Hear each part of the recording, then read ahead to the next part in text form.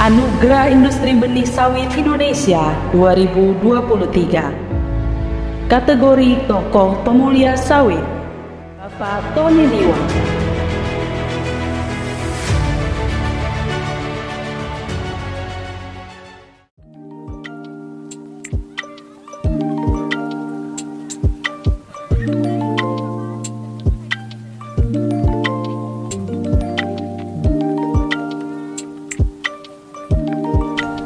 Sebagaimana kita ketahui bahwa sawit ini adalah tanaman tahunan, ya.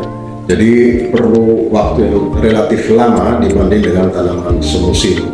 Jadi kalau kita merancang sebuah pemuliaan, bagaimana desainnya, bagaimana melakukan di lapangan, bagaimana nanti hasilnya diuji, baik di laboratorium maupun juga di lapangan, itu memang memerlukan waktu yang sangat lama. Jadi tantangan terbesar saya kira buat para peneliti atau pemulia tanaman sawit, yang pertama bahwa Anda harus bersabar karena memang perlu bertahun-tahun dan tidak ada yang sekali jadi langsung selesai. Jadi kita perlu memang banyak waktu, bersabar, dan berharap bahwa apa yang kita kerjakan akan berhasil dan bisa dimanfaatkan oleh orang banyak.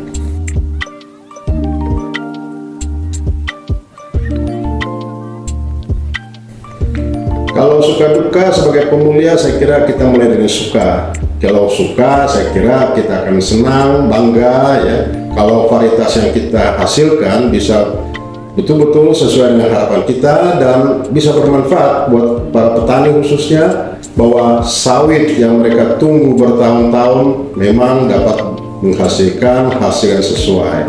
Kalau duka, saya kira semua kita sama bahwa memang perlu waktu yang lama, ya. Jadi kalau sebagai pemulia sawit, ya mohon maaf, bersabarlah.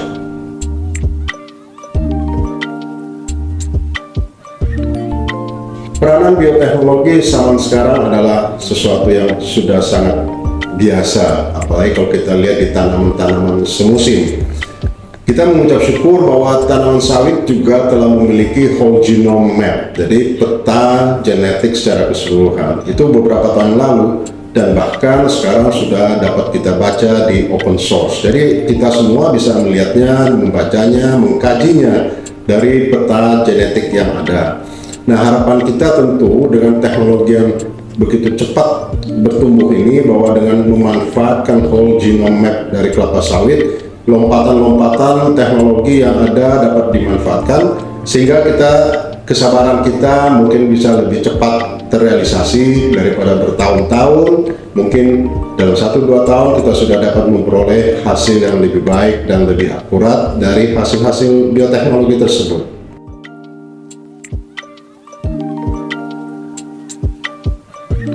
Selama bergabung dengan pemulihan sawit di Indonesia, saya kira hampir sekitar 20 tahun, dan kami mengucap syukur bahwa sejauh ini ada 8 varietas kelapa sawit yang telah dilepas oleh pemerintah Republik Indonesia.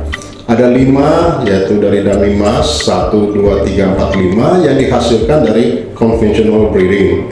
Nah, varietas yang ke-6 agak unik, yaitu yang lebih tahan Ganoderma. Itu adalah perpaduan antara conventional breeding dengan pemanfaatan marka-marka Ganoderma, sehingga kita bisa menelusuri tanaman mana yang lebih tahan secara genetik terhadap Ganoderma. Sedangkan varietas ke-7 dan 8 itu murni adalah varietas yang dihasilkan dari tanaman sawit dari kultur jaringan yang kita sebut klonal, yaitu EK1 dan EK2. Ini juga sebuah terobosan bahwa menghasilkan tanaman yang baik tidak harus dari conventional breeding, tetapi juga dari hasil kultur jaringan yang kita harapkan setara dengan induk yang kita kulturkan, dan kita harapkan tentu yang kita kulturkan adalah tanaman yang produktivitas tinggi, yang tahan kekeringan, tahan penyakit, dan seterusnya dan seterusnya. Moga-moga akan menjadi acuan bagi pemulia-pemulia baru yang junior untuk berkembang lebih cepat dengan memanfaatkan teknologi yang ada saat ini.